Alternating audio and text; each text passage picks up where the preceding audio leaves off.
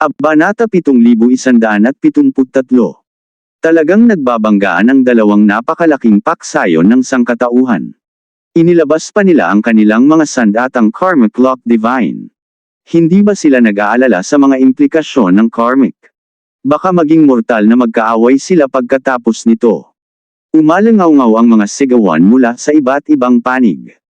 Sa sandaling magbanggaan ang dalawang sandatang karmic clock, posibleng bumuo ng karmic chain sa pagitan nila na hindi makakapagpahinga ang alinmang panig hanggang sa mamatay ang isa. Dahil sa kanilang karmic clock na nagbubuklod sa isa't isa at naggigilitan, sa sandaling lumakas ang isang panig, ang karmic clock ng mas mahinang partido ay masasisipsip. Walang makakapigil dito. Maliban kung magkasundo ang magkabilang paksayon na mapanatili ang isang ganap na balanse, ang naghihintay na lang sa isang panig ay kamatayan. Bumagsak ng padabog ang Heaven Spear Divine Vajra. Mukhang hindi na ito mapigilan. Nakatayo sa likod ng Heaven Spear Divine Vajra ang isang elder na nakasuot ng puting damit. Mayroon siyang mabangis na ekspresyon, ngunit may bahid ng pananabik na nakatago sa kanyang mga mata. Agad na nagbago ang ekspresyon ng Panginoon ng palasyo nang lumitaw ang Heaven Spear Divine Vajra. Talagang nabaliw ang Heaven Spear Dao Sect. Hindi maisip ang magiging resulta ng pagbangga ng dalawang banal na sandatang ito. Gayunpaman, sa puntong ito, hindi niya ito mapigilan. Isang sagradong rune ang nagliyab sa kanyang ulo ng dragon. Kung gusto talagang lumaban ng kabilang panig, lalaban siya.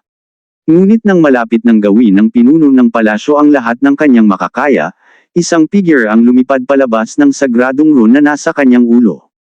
Magaling na matanda. Nagulat ang Panginoon ng palasyo. Napanganga rin sina Longchester at ang iba pa. Lumitaw sa kalangitan ang mahinang figure ng malawak na matanda, at isang nanlalambot na kamay ang dahan-daang iniunat. Boom! Nahuli ng ganoon lang ang Heaven Spear Divine Vajra. Ang napakalaking kapangyarihan sa likod nito ay nagresulta sa isang malakas na backlash, na agad na naranasan ng elder na may hawak nito. Dumura siya ng dugo at tinitigan ang nagwawalis na elder ng may gulat. Hindi na nakayuko ang figure ng malaking matanda dahil sa katandaan. Hindi siya nagbigay ng anumang aura habang nakatayo roon, ngunit sa kanyang harapan, ang buong mundo ay tumigil. Kaya pala ito ang walang mukha na dyablo sa langit. Ang namumugtong mga mata ng nakamamanghang matanda ay naging malinaw, at tumanggaw siya ng may kahulugan sa matanda. Agad na nagbago ang ekspresyon ng lalaki. Agad siyang tumalikod upang tumakas, at iniwan pa ang Heaven Spear Divine Vajra. Napakawalang hiya. Nangangahas ka bang angkinan ang bise-guro ng sekta ko? Saan ka ba sa tingin mo tumatakbo? Isang kamay ang iniunat mula sa kawalan at sinalo ang matandang nakaputi ang damit bago pa man siya makatakas. Nahuli siya roon mismo sa ere, parang isang maliit na paro-paro na walang pag-asa. Pagkatapos, isa pang lalaki ang lumitaw sa kalangitan. Ang kanyang puting buhok ay nagmukha siyang isang matandang lalaki, ngunit ang kanyang mukha ay ibang-iba, mapula at malusog. Kung hindi dahil sa kanyang buhok, magmumukha siyang nasa edad 30. Kabaligtaran ng matandang anyo ng matandang lalaki, halos hindi na siya magmukhang iba pa. Magaling na elder, matagal na ang nakalipas. Matatag ka pa rin gaya ng dati. Natutuwa akong makita kang malusog.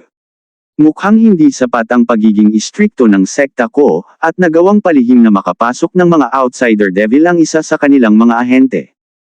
Mabuti na lang at nailigtas mo kami mula sa posibleng kalamidad na ito sa tamang panahon. Yumuko ang elder ng may paggalang sa magaling na elder. Tila matagal na silang magkakilala. Tiningnan siya ng matandang lalaki at marahang ikinumpas ang kanyang kamay.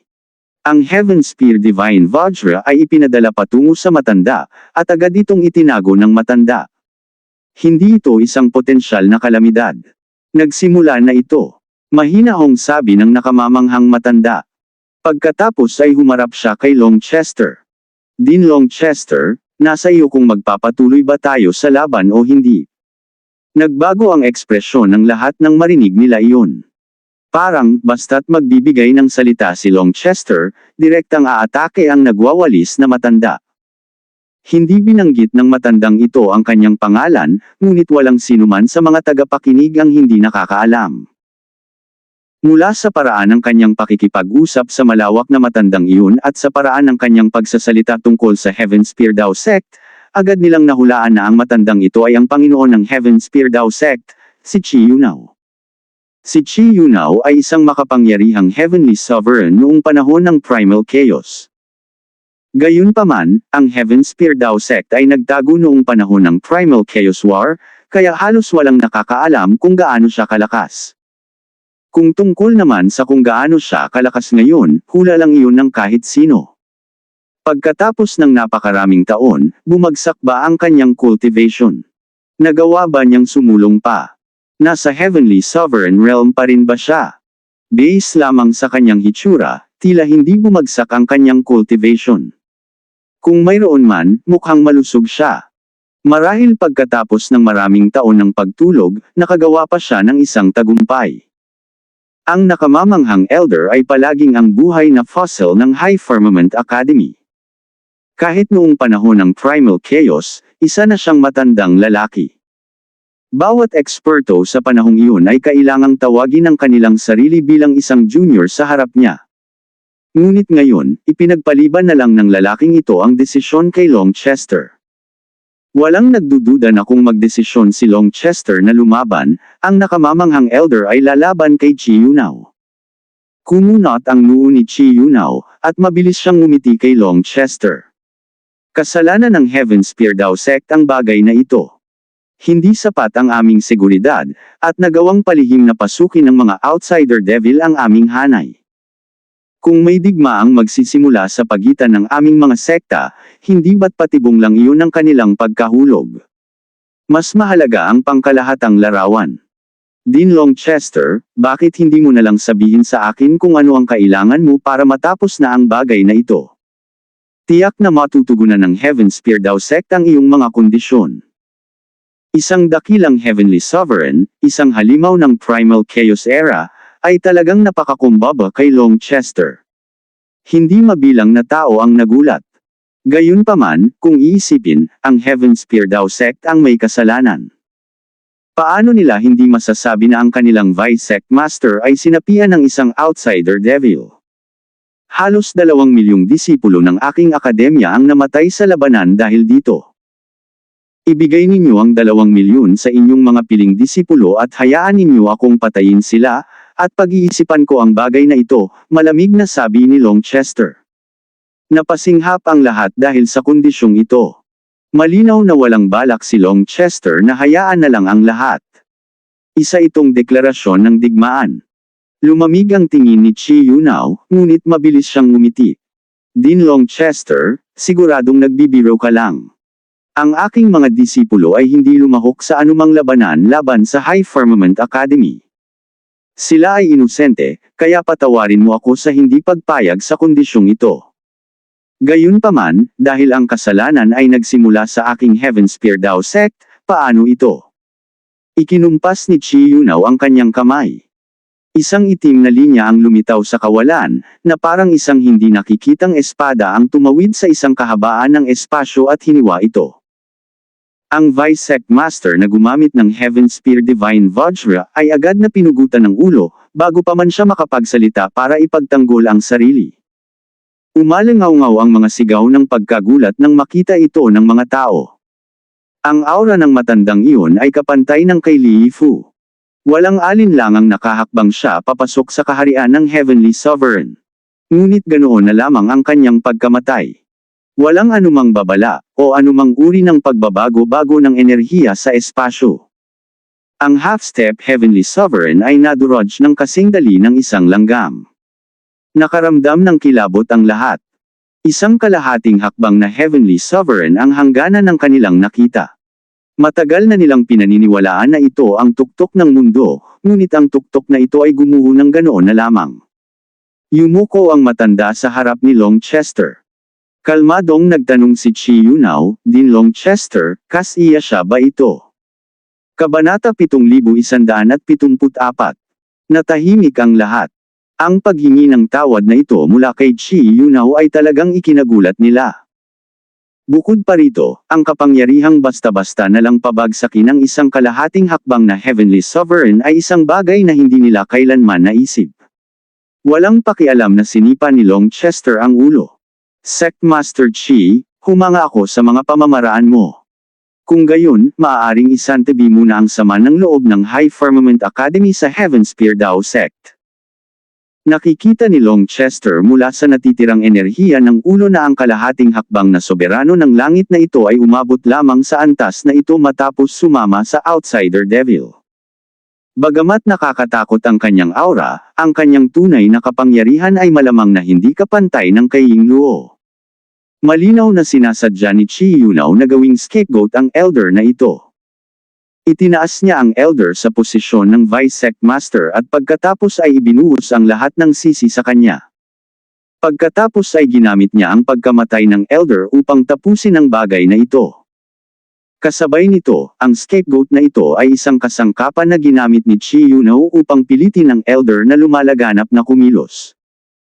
Ngayon, nakamit na niya ang kanyang layunin, at naisakatuparan na ng kasangkapang ito ang pangwakas na misyon nito. Sino nga ba si Longchester? Anong klaseng pagkana ang hindi niya nakita? Malinaw na gustong gamitin ni Chi Yunao ang taong ito para subukan ang mapang-epong matanda at makapagdesisyon kung paano siya haharapin.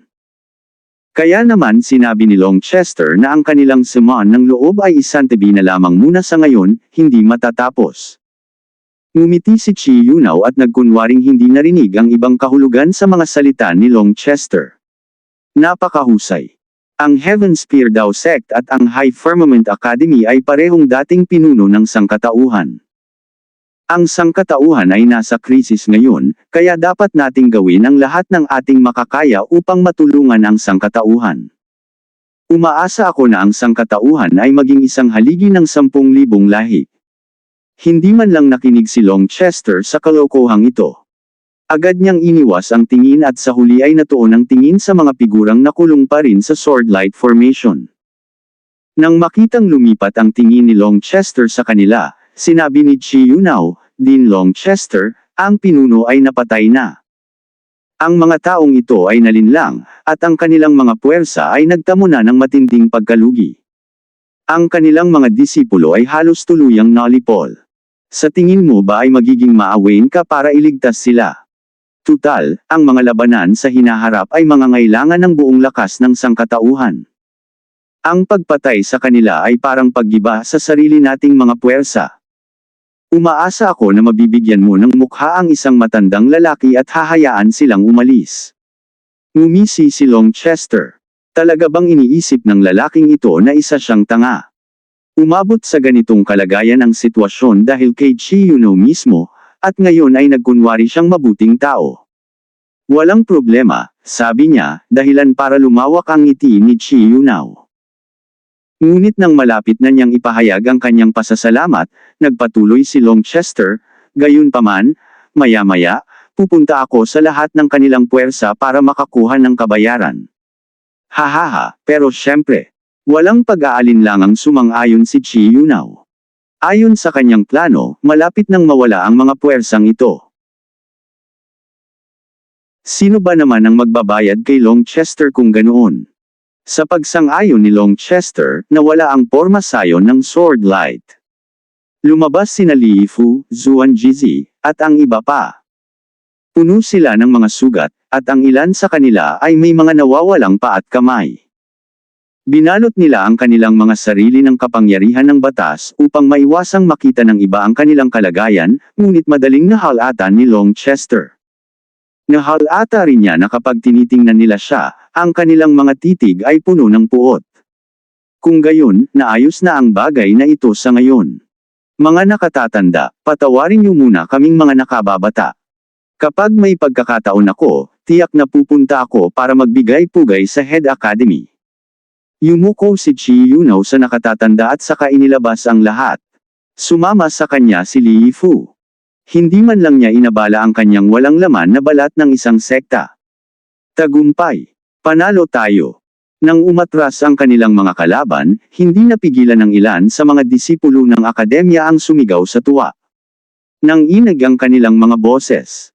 Bilangin mo ang ating mga pagkalugi. Utos ni Longchester. Hindi na kailangang magbilang. Wala tayong nawalang kahit isang tao.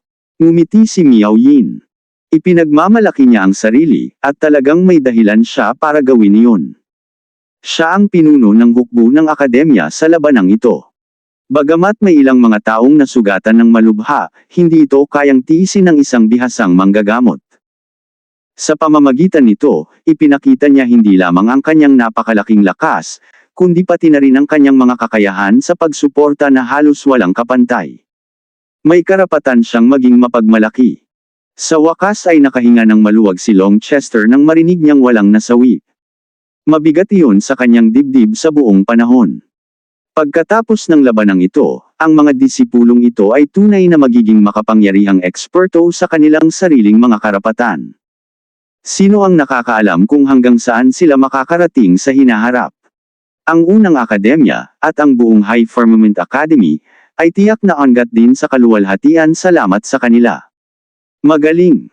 Kapag nagtipon muli ang Dragonblood Legion, ikaw ang magiging bagong general, pahayag ni Longchester.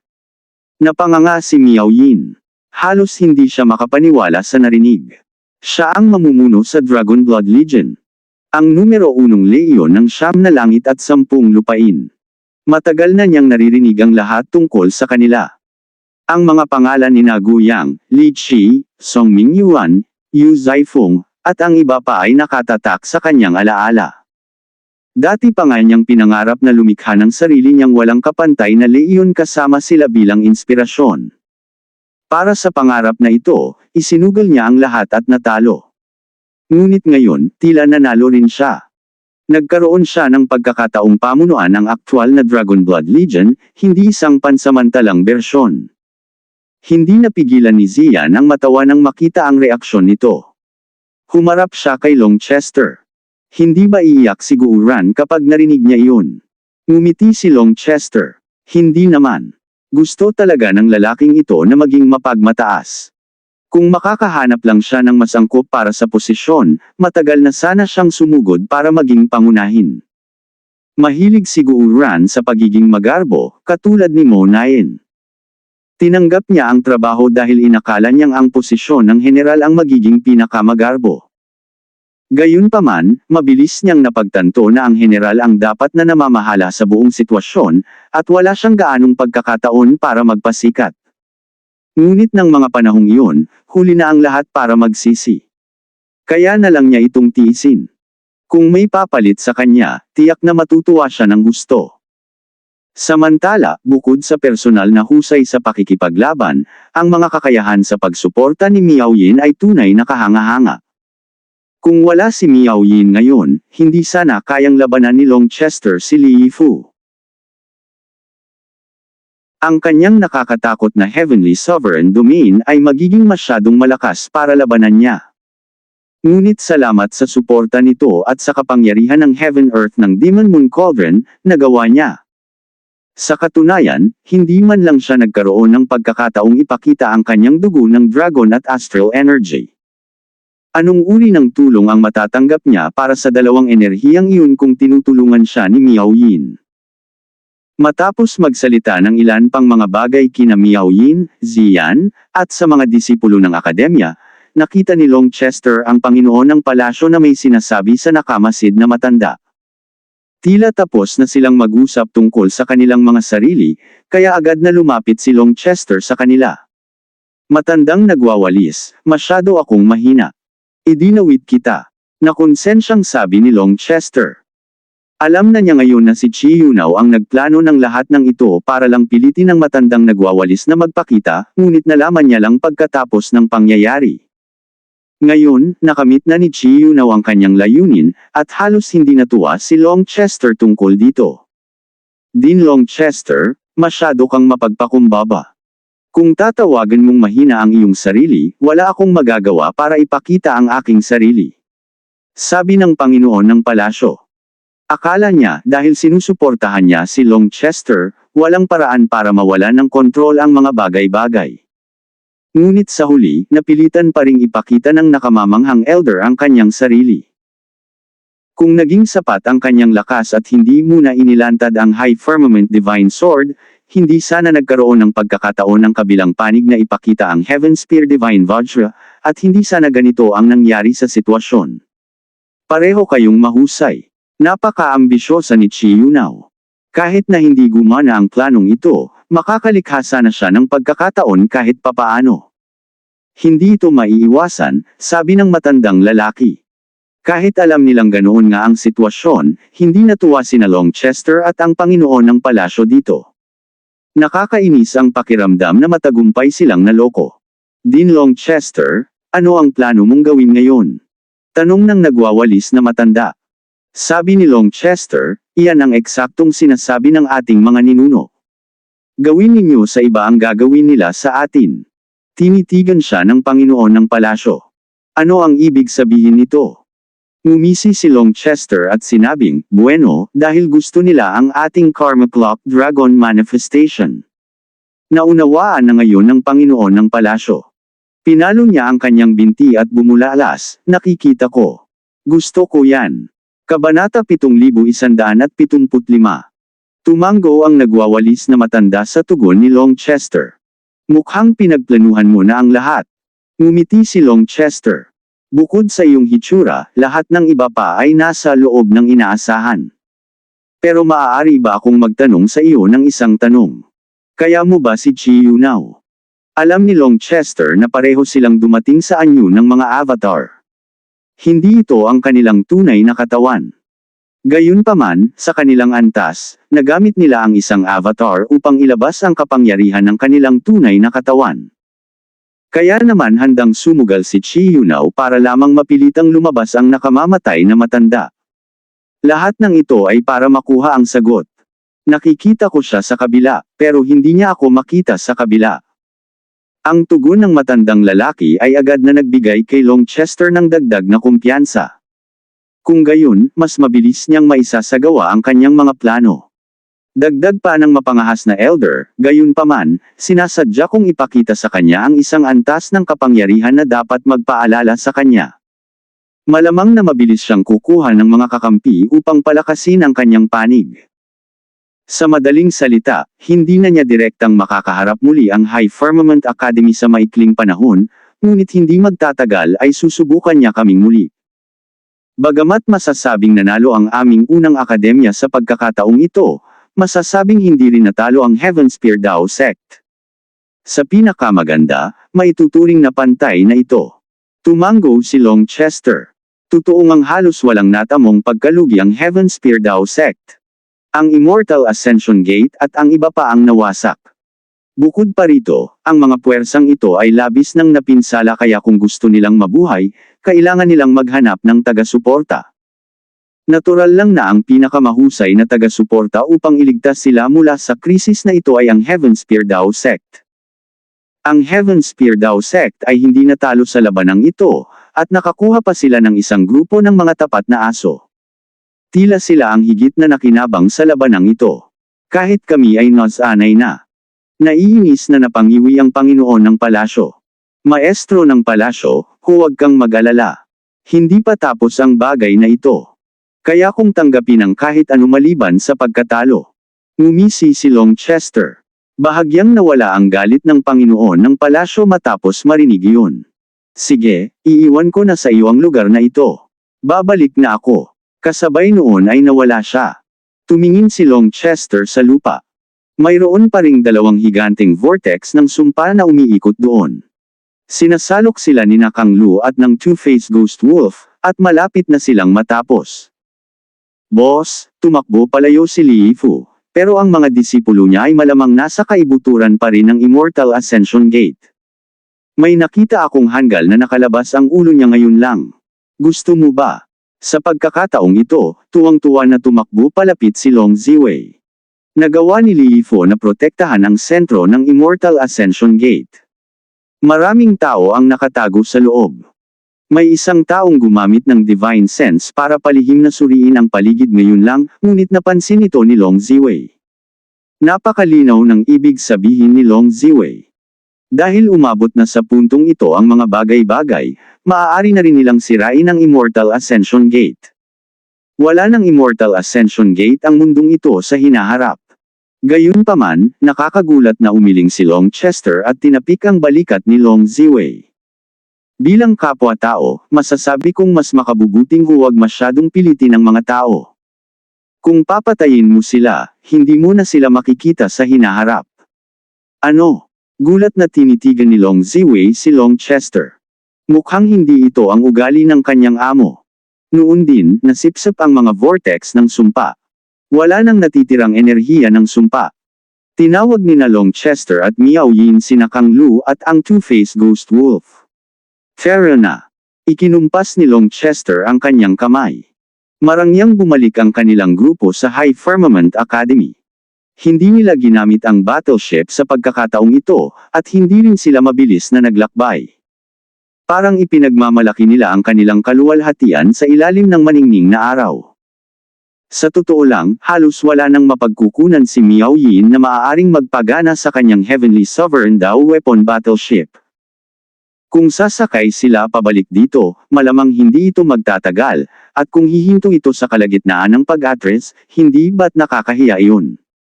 Kaya, mas mabuting lumipad na lang pabalik ng mag-isa. Nang makaalis na sina Long Chester at ang iba pa, natano ng mga manunood ang mga labi ng Immortal Ascension Gate. Mabilis na kumalat ang mga pasabog na balita sa buong mundo.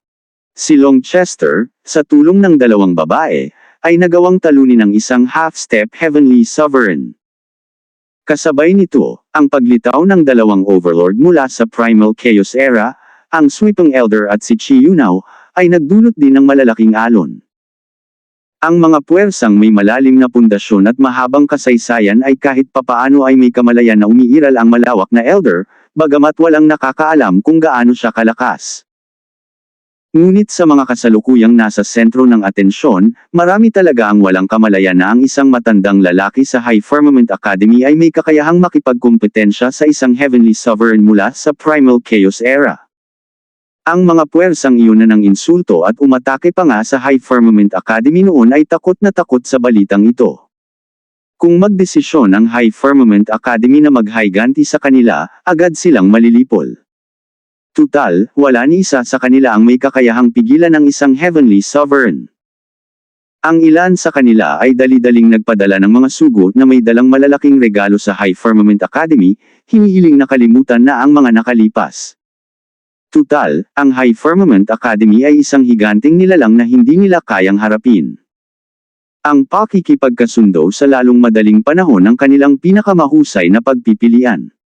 Ang iba naman ay may matinding sama ng loob sa High Firmament Academy at alam nilang walang pagkakataon na magkasundo, kaya mabilis silang naghanap ng isang taong may kakayahang sumuporta sa kanila.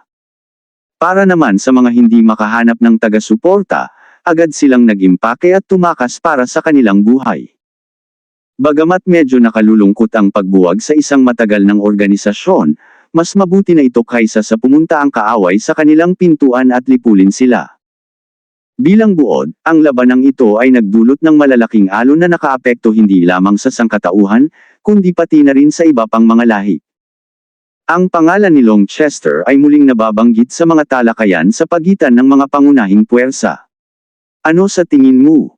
Pinanood ni Chi Yunao si Long Chester at ang iba pa habang paalis, pagkatapos ay lumingon sa isang binata na nakatayo sa tabi niya. Ang binata na ito ay tila nasa edad 20. Mapatla at maputi ang kanyang balat, habang ang kanyang mga mata ay kasing lalim ng dagat. Nakakagulat na mayroon siyang dobleng mga pupil. Sabi ng binata, napakalakas niya. Kahit sa panahon ng Primal Chaos, maituturing pa rin siyang nasa tugatog ng kanyang kakayahan. Pero ang hindi niya napansing nanunood ako ay nagpapahiwatig na ang kanyang pag-unawa sa Dao ay mas mababa kaysa sa akin. Magaan ang boses niya, pero may lubos na kumpiyansa rito. Kahit ang isang taong kasing kahanga-hanga ni Long Chester ay hindi maituturing na banta sa kanya. Sabi ni Chi Yunao, napigilan mo na ang iyong kaharian hanggang sa ika-6 na Heaven Stage, pero hindi kanya naramdaman. Ibig sabihin, nasa loob pa rin siya ng kaharian ng mga batas, hindi ng Dao. Gayunpaman, kahit na mas mababa ang kanyang pag-unawa sa Dao kaysa sa iyo, hindi ka maaaring maging pabaya. Tutal, ginamit lamang niya ang kapangyarihan ng lahi ng dugong Violet at lahi ng Julie sa labanang ito. Mayroon din siyang dugong dragon, at isa rin siyang tagapagmana ng 9 na bituin. Ang enerhiyang astral ang dapat niyang maging pinakamalaking lakas. Opo, Panginoon. Hindi po ako magiging pabaya. Pero kailan ninyo po ako papayagang kumilos? Tanong ng binata. Sa teorya, bilang isang Pict Sovereign Lord, ngayon na dapat ang pinakaangkop na sandali para patayin siya. Ngunit ang direktang pagpatay sa kanya ay hindi magdudulot sa iyo ng anumang benepisyo, at maaari pa itong magsimula ng digmaan sa High Firmament Academy. Ang matandang iyon ay nabuhay ng napakatagal at nagawa niyang mapanatili ang kanyang Heavenly Sovereign Source pagkatapos ng pagguho ng napakaraming taon, kaya maiisip mo na hindi siya ordinaryong tao. Kung lalabanan ko siya, hindi ko magagarantiya na mananalo ako. Kahit na manalo ako, mas malaki ang magagastos ko kaysa sa kaya kong bayaran. Kaya dapat tayong maghintay para sa ating pagkakataon. Sabi ni Chi Yunao. Bahagyang kumunat ang noo ng binata, ngunit pagkatapos ay tumango. Sige. Kung gayon ay hahayaan ko siyang mabuhay ng kaunti pa. Napaka-arrogant niya. Inaabangan ko kung anong klaseng ekspresyon ang ipapakita niya kapag dinurog ko siya sa ilalim ng aking paa. Tara na. Panahon na para sanayin ang mga aso. Dinala ni Chi Yunao ang misteryosong binata. Nang mawala ang dalawa, isang kumpol ng maliliit na makukulay na dahon ng salamin ang nagpalit at naging isang guhit ng liwanag na naglaho rin. Isa. Ang polychoria, ibig sabihin, higit sa isang butas ng pupil, ay isang napakabihirang ngunit mahusay na naidokumento na kondisyong medikal. Karaniwan itong nagdudulot ng malabong paningin at iba pang mga isyu. Kabanata 7176. Habang pinamumunuan ni Longchester ang mga disipulo ng akademya pauwi, ang kanilang hukbo ay parang isang matalas na talam na pumuputol ng mahabang guhit sa kalangitan. Nagdiriwang pa rin sila, at ang moral ay nasa pinakamataas na antas. Kumalat na ang balita tungkol sa labanan, at maraming tao ang sadyang nagtipon sa daan pabalik para lang makita sila. Saan man magpunta ang mga eksperto ng akademya, hindi mabilang ang mga tao na nakatingin sa kanila. Ang mga batang disipulo ng mga sekta, lalo na, ay nakatitig sa kanila ng may pagsamba. Iniisip ko kung nagre-recruit pa rin ba ang unang akademya. Si Longchester ang lumikha ng Dragon Blood Legion, ang nangungunang leyon sa 9 na langit at 10 lupain. Ngayon, kahit ang unang akademya ay ganito nakalakas sa ilalim ng kanyang patnubay. Sapat na ang kanilang lakas para yanijin ang lahat ng 9 na langit. Talagang karapat-dapat si Longchester na tawaging numero 1 henyo sa langit sa 9 na kalangitan. Sinusubukan ba nila siyang patayin sa pagtawag sa kanya niyan? Nagsasabi lang sila ng totoo. Ang presensya ni Longchester ay isang biyaya para sa ating sangkatauhan. Sana balang araw ay pamunuan niya muli ang sangkatauhan patungo sa tugatog ng 10,000 lahi. Hindi mabilang na tao ang nag-uusap tungkol sa balita. Tuwang-tuwa silang nanood habang dumadaan sa kanila ang malaking prosesyon na ito. Tunay na isang biyaya ang paglitaw ng isang taong tulad niya. Isang kompetisyon sa pagitan ng 10,000 lahi ang paparating, at tanging isang dalubhasang tulad niya lamang ang makakapag-angat sa sangkatauhan. Nagpapakita ng kawalang pakialam ang mga disipulo ng akademya, ngunit ang mapang-ipong tingin ng lahat ay natural na nagdudulot sa kanila ng labis na kagalakan sa loob. Lalo na ang mga regular na disipulo, kahit na sina Zhao Yu, Du Xin, at Ye Qiuhong, ay hindi pa nakatanggap ng ganitong pagtrato. Ito ang ibig sabihin ng pagyanig ng kanilang mga pangalan sa 9 na langit. Noong nakaraan, ang kanilang mga pangalan at reputasyon ay limitado lamang sa akademya. Ngayon, hindi mabilang na mga eksperto mula sa lahat ng puwersa ang nakatitig sa kanila ng may paggalang. Nakaramdam sila ng pagmamalaki. Nahihiya sina Du Xin at ang iba pa sa kanilang mga panloob na kompetisyon sa akademya. Tunay nga silang mga pulaka sa ilalim ng balon. Ngunit ngayon, iniahon sila ni Longchester at ipinakita ang malawak na dagat ng mga bituin. Nakatitig sila sa figurang nakaitim na damit sa unahan ng may pasasalamat at paggalang. Ngayon lang nila tunay na napagtanto kung ano ang ginagawa niya sa loob ng maraming taon. Habang nagrereklamo sila tungkol sa kanyang kawalan, si Longchester naman ay umaakyat sa tuktok. Patuloy siyang nahaharap sa mga kaaway na sapat ang lakas para mawalan ng pag-asa ang iba. Itinuro sa kanila ng labanang ito na ang mga tunay na eksperto ay hindi nag-aabalang itaas ang kanilang mga espada laban sa mga mahihina. Sa halip, palagi nilang hinahamon ang kanilang sariling mga limitasyon at tunay na nagsisikap na lumakas sa bawat posibleng sandali. Sa pagbabalik tanaw sa kanilang sariling estilo ng paglilinang at sa kanilang tinatawag na mapait na pagsasanay, alam nilang hindi na ito sulit banggitin pa sa harap ni Longchester. Pagkatapos ng labanang ito, hindi na sila kailanman magrereklamo tungkol sa kanilang paglilinang at hindi na muling susubukang maghanap ng mga shortcut. Biglang itinaas ni Longchester ang kanyang kamay, at isang kumpol ng mga dahon ng makukulay na salamin ang dahan-daang lumitaw sa kanyang palad. Matapos makita ang laman na nakatala sa loob, tumingin si Longchester kina Ziyan at Miao Yin. Naramdaman ba ninyong may nag-eespya sa atin ngayon lang? Nagulat silang dalawa. Maraming mata ang nanunood sa paligid. Gayunpaman, hindi niya maaaring tinutukoy ang mga taong iyon. Nagpalitan ng tingin sina Miao Yin at Ziyan at umiling. Hindi. Maestro ng palasyo, may naramdaman ka ba? Tanong ni Longchester. Hindi ko ginawa. Sinusundan sila ng Panginoon ng palasyo mula sa dilim. Tutal, matapos dumaan sa isang napakalawak na labanan, kung biglang lumitaw ang isa pang kalahating hakbang na soberano ng langit, maaaring hindi sila kayang hawakan ni Longchester at ng iba pa. Ibinigay ni Longchester ang mga dahon kina Ziyan, Miao Yin, at sa Panginoon ng palasyo. Matapos mapanood ang recording, lahat sila ay nagulat. Naroon ang taong ito sa buong oras, pero hindi namin napansin. Nanginig ang boses ni Miao Yin. Nakakatakot talaga ang taong ito. Napakalakas niya.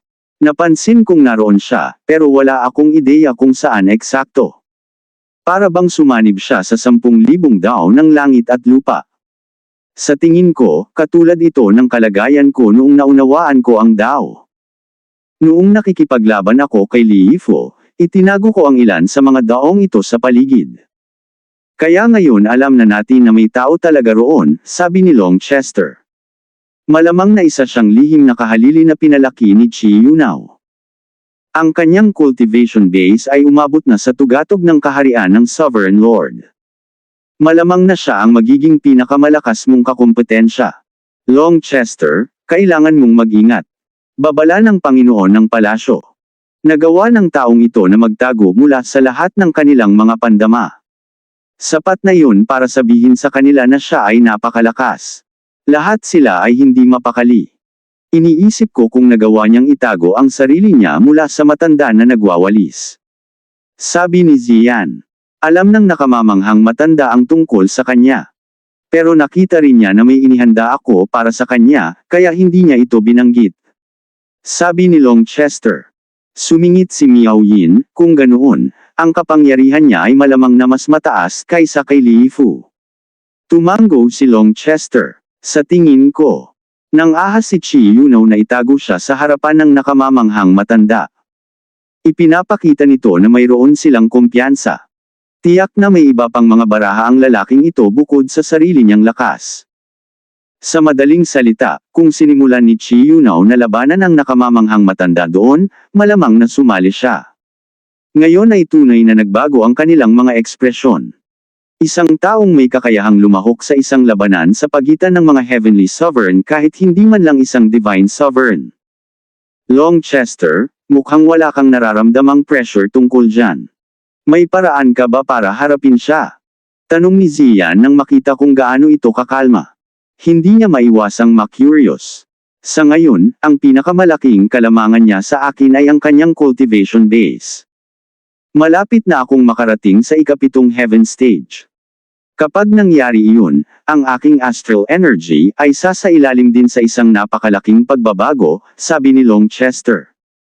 Ang paglipat mula sa gitnang yugto patungo sa huling yugto ay isang malaking hakbang. Ang kanyang 8-star battle armor ay tunay na magbabago, at ang kanyang katawan ay lalakas din upang makayanan niya ang mas matinding astral energy. Malapit ka nang makaakyat sa ikapitong heaven stage. Kailan? Kinaikit ni Ziyan ang kanyang mga mata. Kaka-rating lang ni Longchester sa 2 heaven stage sa Primal Chaos World. Paano siya makakaakyat sa ikapito ng ganito kabilis? Hindi ako masyadong sigurado. Sa tingin ko mga 2 araw mula ngayon. Nasa Heaven Spear daw sect na ang bahala, nakangiting sabi ni Longchester. Ang Heaven Spear daw sect. Nakatitig sa kanya ang 2 babae nang may pagtataka. Ano kaya ang iniisip ni Longchester? Hindi nagtagal at bumalik sila sa unang akademya. Tuwang-tuwa ang buong akademya, ngunit hindi sila binigyan ni Longchester ng oras para magdiwang. Agad niya silang pinagaling. Nagulat ang lahat sa kung gaano siya kaseryoso magkakaroon pa ba ng isa pang away. Lumipas ang 2 araw, at lahat ay bumalik sa tugatog ng kanilang kalagayan. Lahat sila ay nasa mataas na alerto. Maraming tao ang nakagawa ng mga tagumpay bilang resulta ng labanang ito, at ang ilan ay nakarating pa sa 2 kaharian. Sa huli, walang tatalo sa isang tunay na pagsubok ng buhay at kamatayan. Ang presyon ng isang kalahating hakbang na soberano sa langit ay nakagawa rin ng mga kababalaghan para mabuksan ang kanilang potensyal. Sa tulong ng manifestasyon ng Karma Clock Dragon, mabilis na lumakas ang kanilang kapangyarihan. Biglang nagmulat ng mga mata si Longchester. Isang makukulay na dahon ng salamin ang lumitaw sa kanyang harapan. Nakita niya ang isang eksena kung saan mabilis na nagtitipon ang Karma Clock ng Immortal Ascension Gate. Nasa mesa na ang pagkain. Oras na para magpista. Ngumisi si Longchester ng may masamang kutob. Agad niyang inilabas muli ang mga disipulo ng akademya na handang makipaglaban. Kabanata 7177. Sa sentro ng Immortal Ascension Gate, ang Karma Clock Divine Pool ay naglalabas ng malalaking apoy. Ang mga apoy na ito ay nagdulot ng pagyanig sa kalangitan. Vice Gate Master, anong ginagawa mo? Ito ang Karma Clock na naipon ng Immortal Ascension Gate sa loob ng hindi mabilang na taon. Agad na nagtipon ang isang grupo ng mga tao nang maramdaman ang kaguluhan. Pangit ang kanilang mga ekspresyon nang makita ang apoy. Ngunit mas lalong hindi maganda ang ekspresyon ng vice-guru ng gate na kanilang kinu-question. Hindi lang siya nalungkot, kundi labis na nagdadalamati. Ang vice-gate master na ito ang elder na nanguna sa labanan ilang araw na ang nakalilipas. Gayunpaman, sa oras na ito, hindi na siya mukhang matapang at makapangyarihan. Kung mayroon man, parang nawala na ang kanyang sigla. Sa katunayan, parang pinatanda niya ang hindi mabilang na milenyo sa mga nakaraang araw. Habang pinagmamasdan niya ang tanawin, napabuntong hininga na lamang siya. Alam niyang ginamit ni Liifo ang Immortal Ascension Gate bilang bargaining chip at inalok ito sa Heaven Spear Dao Sect. Bagamat hindi siya sigurado sa mga detalye, ang mga utos na natanggap niya mula kay Liifo ay ilipat ang lahat ng Karma Clock ng Immortal Ascension Gate.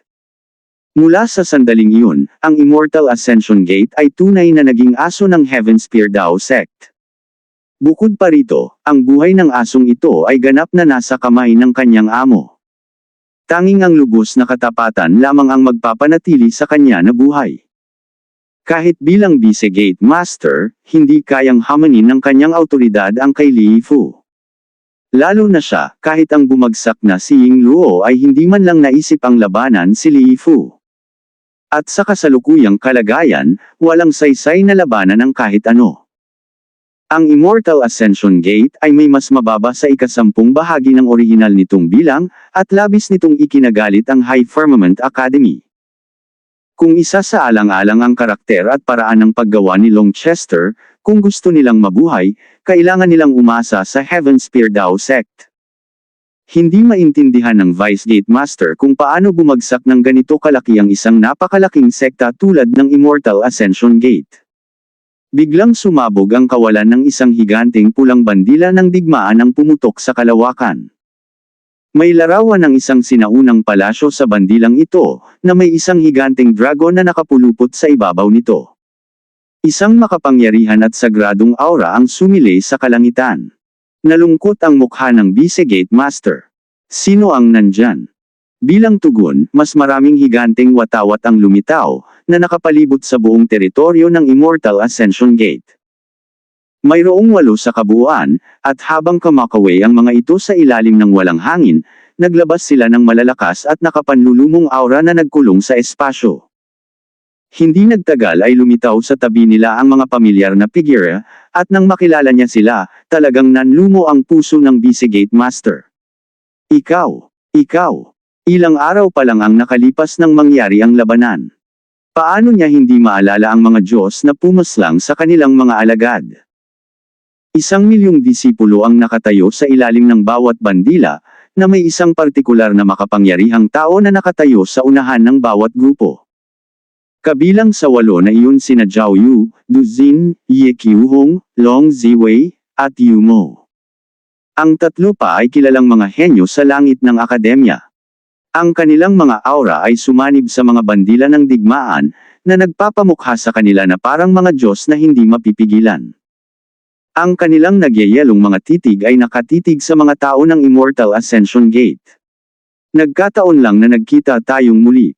Naglakad si Long Chester sa ere kasama sina Miao Yin at Ziyan. Ngumiti siya at kumaway sa Vice Gate Master. Long Chester. Noong nakaraan, sumumpa ka sa harap ng Sect Master na si Chi Yunao na naayos na ang bagay na ito. Ano sa tingin mo ang ginagawa mo? Tanong ng Vice Gate Master. Nagsasalita siya sa mapangahas na tono, ngunit ramdam ng lahat ang kaba at takot sa likod ng kanyang mga salita. Malamig na sumagot si Long Chester, naitandaan ka na ba sa iyong katandaan? Noong araw na iyon, sinabi ko na pansamantalang isinantabi ang sama ng loob sa pagitan ng High Firmament Academy at ng Heaven Spear Dao Sect. Ano ang kinalaman nito sa Immortal Ascension Gate? Ikaw. Nanginginig sa galit ang Visigate Master. Ngayong naisip niya ito talaga ang sinabi ni Long Chester noon. Pati na ang Immortal Ascension Gate mo, kaya ko pang habulin ang Heaven Spear Dao Sect kahit kailan ko gusto. Nasa akin ang responsibilidad kung gaano katagal ang pansamantalang tigil putukan na ito. Malamig na tiningnan ni Long Chester ang mga nakaligtas sa Immortal Ascension Gate. Nakakaawa talaga ang Immortal Ascension Gate ninyo. Mula ulo hanggang paa, ipinagbili kayong lahat ni Li Fu. Ang tanging nakapagligtas sa inyo ay ayaw ko sa ideya na kukunin ng Heaven Spear Dao Sect ang lahat ng inyong karmic lock. Hindi yun patas. Kaya napagpasyahan kong kunin ito para sa inyo. 8 tagapagdala ng watawat. Narito. Sigaw ni na Zhao Yu at ng iba pa bilang tugon, ang kanilang hanggaring pumatay ay yumanig sa mundo. Sinalakay ng Immortal Ascension Gate ang akademya at pinatay ang ating mga disipulo. Ngayon, sinasamantala natin ang kanilang karma. Anumang karma sa pagitan natin ay maaayos. Kung may maglalakas loob na pigilan ka, patayin mo sila. Utos ni Long Chester. Oo. Muling umungal sina Zhao Yu at ang iba pa. Dumagundong ang 8 bandila ng dragon. Ang hanggaring pumatay ay naipon hanggang sa puntong ito ay nabuo bilang isang aktwal na pisikal na shockwave, agad na ikinulong ang lahat mula sa Immortal Ascension Gate. Nagulat ang Vice Gate Master nang matuklasan na kahit siya ay hindi makagalaw, at nagsimula siyang manginig sa takot nang mapagtanto niya kung bakit. Mga armas ng makalangit na soberanong Dao. Si Zhao Yu at ang iba pa ay napuno ng pagmamalaki at pananabik. Ang 8 watawat ng dragon na ito ay isang bagay na iniwan ng nakamamanghang matanda sa unang akademya. Bago umalis, personal na ibinigay ito ng Panginoon ng Palasyo kay Long Chester. Nang panahong iyon, nalaman nila na ang mga ito ay tinatawag na High Firmament Flags. Isa itong napakabihirang set ng formation flags na pawang mga Heavenly Sovereign Dao weapons. Ang kanilang kapangyarihan ay napakalakas kaya ang isang ordinaryong Heavenly Sovereign Dao weapon ay agad na madudurog sa isang atake lamang. Ang mga High Firmament Flag ay mga Karma Clock Divine Weapon din, mga sisidlan para sa Karma Clock ng isang branch academy. Bagamat hindi ito maihahambing sa High Firmament Divine Sword, na siyang sisidlan ng Karma Clock ng Head Academy, ang kanilang kapangyarihan ay tiyak na higit pa sa karaniwang Heavenly Sovereign Dao weapons. Ang katotohanang naibigay sa kanila ang mga High Firmament Flag na ito ay nangangahulugan na may isang pambihirang mangyayari ang mga plano ng punong akademya ay isinasakatuparan. Bukod pa rito, hindi personal na ginamit ni Longchester ang nakakatakot na set ng mga bandilang pandigma na ito, sa halip ay ibinigay ang mga ito sa 8 tao, na nagbigay sa kanila ng mga titulong tagapagdala ng bandila. Ang 8 tagapagdala ng watawat na ito ang siyang pinakadakilang kapangyarihan ng akademya maliban sa dekano. Ang ganitong uri ng kapangyarihan at kaluwalhatian ay isang bagay na nakaapekto kahit kay Zhao Yu at sa iba pa. Parang nananaginip sila. Gayunpaman, bilang unang henerasyon ng mga tagapagdala ng watawat, mayroon silang mahahalagang tungkuling dapat gampanan. Bukod dito, silang 8 ay haharap sa mga hamon ng iba pang mga disipulo pagkatapos. Kung sila ay matatalo, kailangan nilang ibigay ang kanilang bandila. Dahil naranasan na nila kung ano ang pakiramdam ng pagkontrol sa isang napakalakas na banal na sandata, paano nila ito magagawang bitawan ng ganoon kadali? Sa hinaharap, kakailanganin nilang mas magsikap pa para mapanatili ang bandilang ito sa kanilang mga kamay. Sa sandaling nagbigay ng utos si Longchester, agad na pinaandar ng 8 flag bearer ang mga bandila at lahat ng tao mula sa Immortal Ascension Gate ay agad na ikinulong. Kung sino man sa kanila ang maglalakas loob na gumalaw kahit isang daliri, sila ay direktang papatayin. Haha, hindi nakakapagtaka na sinabi ni boss na huwag natin silang patayin. Ang sarap talagang makitang muli ang mga dating kalaban. Nakatitig si Long Ziwei sa nagliliyab na apoy ng Karma Clock nang may hindi natatagong tuwa, dahil sa wakas ay naintindihan na niya ang ibig sabihin ni Longchester noon. Lumitaw si Longchester sa harap ng mga apoy ng Karma Clock Divine. Isang 8 kulay na singsing na banal ang pumuno sa mundo, at ang puwersa ng pagsipsip na nalilikha nito ay katulad ng sa isang balyena na bumubuka ng bibig nito upang sumipsip ng isang kayeg ng krill. Sa ilang paghinga lamang, ang lahat ng apoy ng Karma Clock ay natupok. Kasunod nito, ang Karma Clock Divine Pool ng Immortal Ascension Gate, na kumakatawan sa kaluwalhatian nito sa hindi mabilang na panahon, ay nagsimulang mabasag. Ilang sandali lamang ang lumipas, ito ay tuluyang gumuho. Ang pangalan ng Immortal Ascension Gate na itinaas ng milyon-milyong taon ay walang awang binura na ngayon sa mundong ito. Kabanata 7178. Longchester. Galit na pinagmasdan ng mga eksperto ng Immortal Ascension Gate ang kanilang Karma Clock habang tuluyang hinihigop ni Longchester ang kanilang Karma Clock. Wala silang pakialam kung bakit hindi sumabog ang katawan ni Longchester dahil sa sobrang lakas na hinihigop. Ang alam lang nila ay ginawa na lang ang Immortal Ascension Gate. Tuluyan nang nabura ang pangalan nito sa 9 na langit at 10 lupain. Ang lahat ng kanilang kaluwalhatian ngayon ay nasa mga aklat ng kasaysayan na lamang. Nawala ang banal na singsing ni Longchester. Ang napakalaking Karma Clock sa banal na pool ay ligtas nang nakaimbak sa loob ng mabituing dagat ng kanyang dantian. Noong una, nag-aalala si Longchester na baka hindi kayang pigilan ng kanyang mabituing dagat ang napakaraming Karma Clock. Nagulat siya nang makitang sinisipsip pala ng Golden Virtue Lotus ang lahat ng Karma Clock na ito at iniimbak ito. Ang Golden Virtue Lotus ay mayroon ng 7 dahon, at ang sagradong aura nito ay lalong lumalakas. Ang napakalaking Karma Clock na ito ay parang isang patak lamang sa isang bar aisles. Hindi na kailangang mag-alala tungkol sa kapasidad ng imbakan. Dahil sa galit at hanggaring pumatay ng lahat ng tao mula sa Immortal Ascension Gate, ikinuyom ni Longchester ang kanyang mga kamay sa likod at malamig na sinabi, "Nang hayaan mong udyukan ka ng Heaven Spear Dao Sect na salakayin ng High Firmament Academy, na pagdesisyonan na ang iyong kapalaran. Kung hindi mo ito gusto, sige lang at umatake ka. Pasasalamatan kita sa pagbibigay sa akin ng dahilan para tuluyang alisin ang isang banta mula sa ugat." Agad silang nagising mula sa kanilang galit dahil sa sinabi ni Longchester. Naalala nila na ang taong nasa harap nila ay isang malamig na Diyos ng kamatayan. Walang anumang kinatatakutan sa mundong ito. Ang tanging dahilan kung bakit hindi sila pinatay ni Longchester ay dahil ayaw niya. Iyon lang. Napakahina nila kaya hindi sila kayang patayin ni Longchester. Ngunit kung maglalakas loob silang ipakita ang kanilang mga pangil laban sa kanya, magmamakaawa silang patayin niya sila. Kung ganoon, magiging mabait siya para lipulin silang lahat. Nilunok nila ang kanilang galit, kahit gaano pa ito kahirap. Tumutulo ang pawis sa kanilang mga noo, at sapat ang katahimikan para marinig ang pagbagsak ng isang aspili. Nakakahiya naman. Umiling si Longchester na may dismayadong ekspresyon. Kung ganoon, bibigyan kita ng huling pagkakataon. Ipaalam mo sa Heaven Spear Dao Sect ang nangyari rito, at tutuparin ko pa rin ang pangako ko. Kumaway si Longchester. Kumaway ang 8 bandila, at lahat sila ay naglaho. Ilang paghinga ang lumipas bago may nagsalita, Vice Gate Master, ano ang dapat nating gawin? Kailangang iulat ang ganito kalaking bagay sa Heaven Spear Dao Sect. Dapat ipaalam ito sa Gate Master. May isa pang sumigaw sa takot, hindi natin kaya. Isipin mo kung sino si Longchester. Talagang pinagmamasdan niya tayo ngayon. Hinihintay lang niya tayong magpadala ng ulat. Kung gayon, magkakaroon siya ng dahilan para lipulin tayong lahat. Pinagpapawisan ang lahat.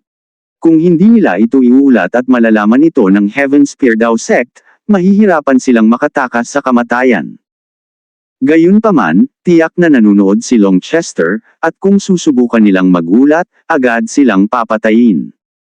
Nakatayo pa rin doon ang Vice Gate Master, parang estatwa. Sa wakas ay nakapagbuga siya ng mahabang buntong hininga. Mga kaibigan, maraming salamat sa inyong suporta sa loob ng maraming taon. Agad na napatitig sa kanya ang lahat dahil sa gulat. Ano ang sinasabi niya? Dahil umabot na sa puntong ito ang mga bagay-bagay, wala nang saysay pang itago ang mga bagay-bagay. Ginamit tayo ni Liifo bilang bargaining chip para maging isang heavenly sovereign. Lahat tayo ay mga sakripisyong pawn. Kung mananatili ang Karma Clock Divine Pool, marahil ang ilan sa atin ay makakaligtas sa Heaven Spear Dao Sect. Ngunit ngayon, hindi pa tayo kwalipikado na maging aso nila. Lahat, ang Immortal Ascension Gate ay isa na lamang bagay ng nakaraan. Dapat na tayong magbuwag. Sana ay maging maayos kayong lahat at sana ay makahanap kayo ng kanlungan para sa inyong mga sarili. Mag-ingat kayo. Sa mga salitang ito, nawala ang Vice Gate Master. Nang matamba ang puno, nagkahiwa-hiwalay ang mga unggoy. Kahit ang Vice Gate Master, ang huling haligi ng sekta, ay tumatakas, lahat ay nakaramdam ng kawalan. Nahirapan silang tanggapin ito. Isang matanda ang nagsimulang umiyak. Ang aking kagalang-galang na Vice Gate Master, paano mo nagawang wo? Biglang may sumigaw ng gulat na pumutol sa kanyang panaghoy. Ang kaban ng bayan. Agad na tumakbo ang ilang tao, para lamang magpakawala ng mga ungol na nakakayanig sa langit. Nagmura sila ng malakas. Ikaw na matandang basura, hindi na nakapagtataka na ang bilis mong tumakbo. Handa na ang walang hiyang iyon para dito simula pa lang. Inubos niya ang laman ng kaban ng bayan. Naglaho ang anumang lungkot na kanilang naramdaman sa pag-alis ng biseguro ng gate. Umalangaw-ngaw ang matinding sumpa, ngunit wala na silang magagawa. Biglang nagkagulo. Sinimulan ng lahat na give-in ang mga natitirang gusali ng Immortal Ascension Gate para sa mga materyales. Umaasa silang lahat na makakahanap sila ng isang bagay na mahalaga.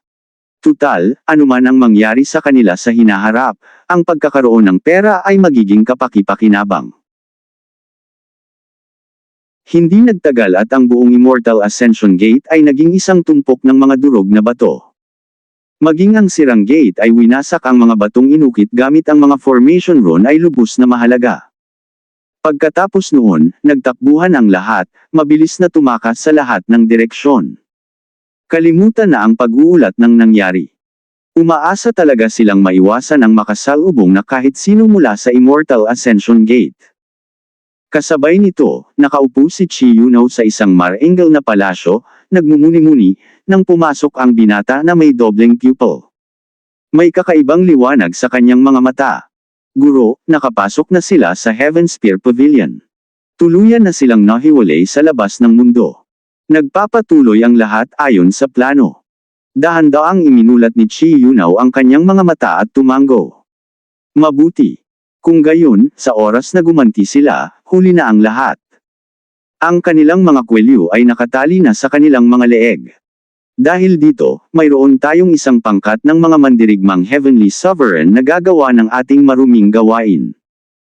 Nag-atubili sandali ang binata bago nagsalita, Guro, kahit mabilis tayong kumilos at palihim natin itong ginawa, nag-aalala pa rin ako.